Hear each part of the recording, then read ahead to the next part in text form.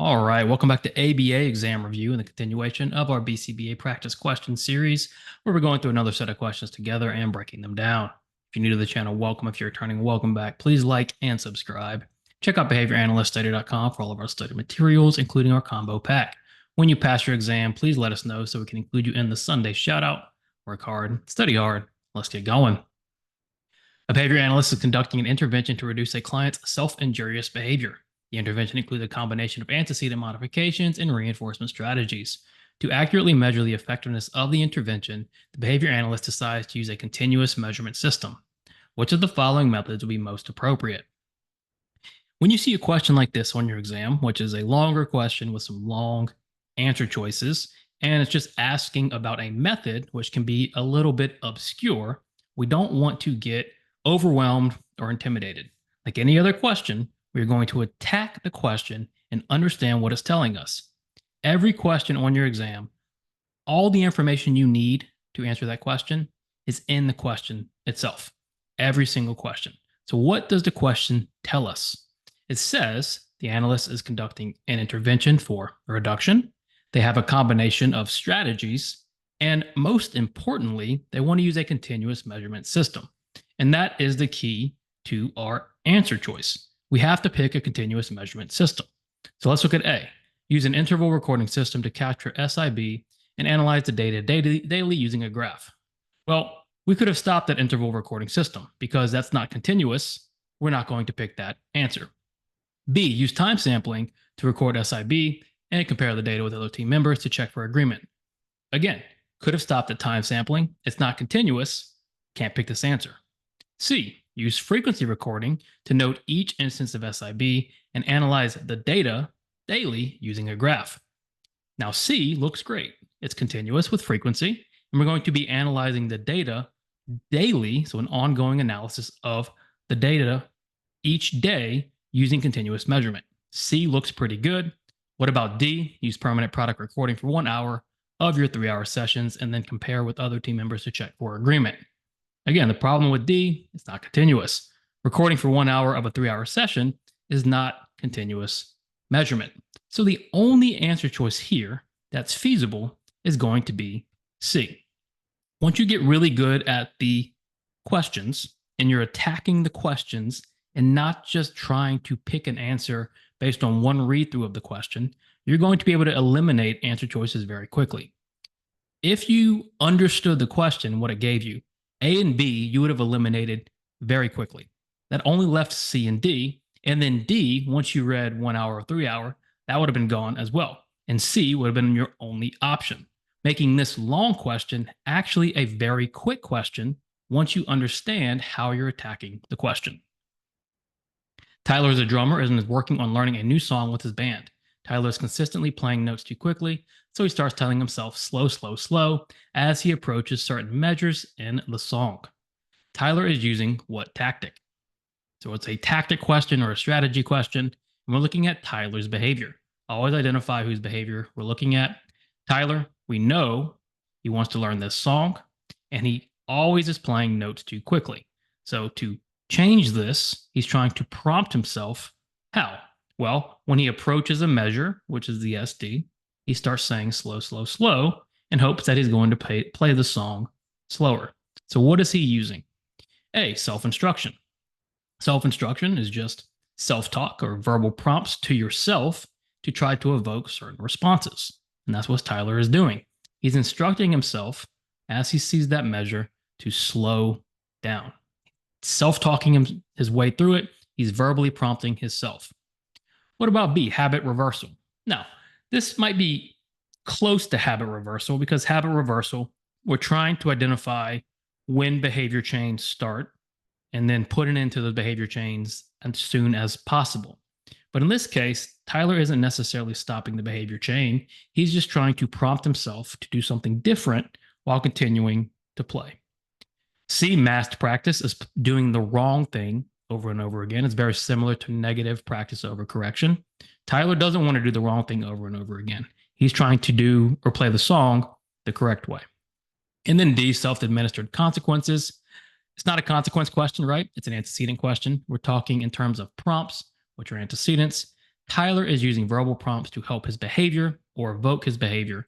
Tyler is using A, self-instruction. Your family took a trip to the beach for the 4th of July and brought all the children along. First day on the beach, your daughter saw a caterpillar crawling along on the sand. Your daughter yelled out, "Snake, snake," and ran away. How might you describe your daughter's behavior given this information? First, whose behavior are we looking at? We're looking at the daughter's. And how are we going to describe that behavior? Well, what do we know? We know you went to the beach, and then on the beach, your daughter saw a caterpillar. And what did she say? She said, "Snake, snake." So we know, obviously, a caterpillar is not a snake. But what did the daughter engage in? She saw a stimulus, a caterpillar, and she engaged in a response where she's used in other situations. When she sees a snake, she might say "snake, snake" as well. So she is saying the same response across multiple stimuli. How would we describe that? A, maintenance. If we're going to talk about maintenance, we need to also talk about teaching. And we're not talking about teaching in this particular question. If we don't have teaching, we don't really have maintenance. So maintenance is not the best description of what is happening here. What about stimulus generalization? Well, stimulus generalization, we're engaging in the same response across multiple stimuli. So we have our response of "snake, snake," and that would be evoked in the presence of the snake, potentially, and now in the presence of the caterpillar. So we could say the daughter is engaging in stimulus generalization. Now, what about C, overgeneralization? Sure, you can have stimulus or response generalization, and it can also be overgeneralized. Obviously, we don't want the daughter to say "snake" in the presence of a caterpillar for a number of different reasons, but she just so happened to engage in that behavior. So she's overgeneralized snake now to caterpillar. But how would we describe the daughter's behavior? Well, we would say she engaged in stimulus generalization as well as overgeneralization. A behavior analyst is conducting a research study with a child diagnosed with autism. The parents have provided informed consent for their child to participate. However, during one of the sessions, a child clearly expresses discomfort and a desire to not participate any longer. The behavior analyst is aware that the study is important for advancing the understanding of behavior in humans. What should the behavior analyst do? Now, we have a research study question, and we have to be aware that research is often different than our clinical practice. With research studies, there are certain guidelines and rules we have to follow. You've got to obtain approval, you need consent, and you need assent. Now, what is the difference between consent and assent? Well, with consent, that's someone over 18 who can sign for themselves or consent for themselves. Over 18, adults typically who can give their consent. Assent is typically for people under 18 or who are unable to provide consent and who have to agree in other ways. And so assent is often more difficult to understand because you might not actually get a verbal yes or no. You might have to look at how they're responding to treatment or how they're engaging with the research. In this case, what do we know?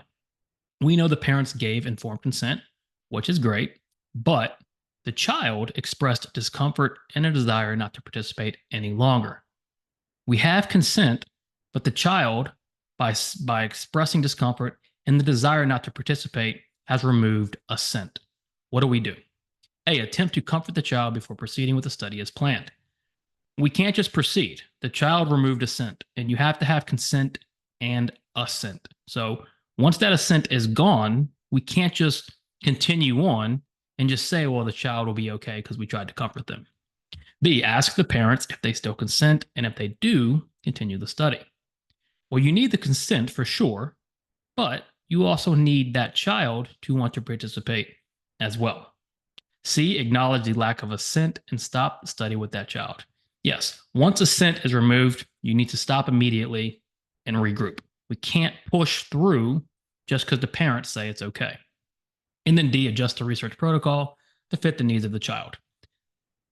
In the moment, you can't adjust the research protocol because when you get to this point, you've already gone through an ethics board and you've got approval and all these other ideas for research. So you can't just in the moment change what you're doing, try to gain back assent. The first thing you have to do, acknowledge assent has been removed, stop the study, and then you regroup and you go from there. Assent from the child is just as important as consent from the guardians. Good data is typically accurate, reliable, and valid. If you are evaluating data for a client, which of these characteristics would be most important for the data to have? When we think about good data, we want it to be accurate, meaning we want it to reflect what actually happened. If I clapped 5 times, accurate data would reflect 5. We want it to be reliable, meaning we are able to measure the same thing over and over again. If I clapped 5 times, 5 different times, each time we want to see we measured the same thing or able to measure it over and over again. And we want it to be valid. Are we measuring the right thing? If we're supposed to be measuring clapping, you shouldn't be measuring jumping. So which one of these is most important for the data to have? Accuracy, reliability, or validity? Well, the answer is going to be D, all the above. Good data needs all 3. You can be accurate, but not valid, meaning if we're supposed to be measuring clapping and I measure jumping, well, I can measure an accurate number of jumps. That doesn't make my data valid. You can be reliable, but not accurate. I can measure the same thing over and over again and have it be horribly inaccurate. So in order for data to be good, you need all 3 of these things. And don't forget about the 4th thing, which is believability, which involves inter-observer agreement. So good data is accurate, reliable, and valid, and you also want some believability. Thanks for watching. Check out behavioranalyststudy.com for all of our study materials. When you pass, let us know so we can include you in the Sunday shout out. Subscribe if you aren't already for updates. Work hard, study hard. See you soon.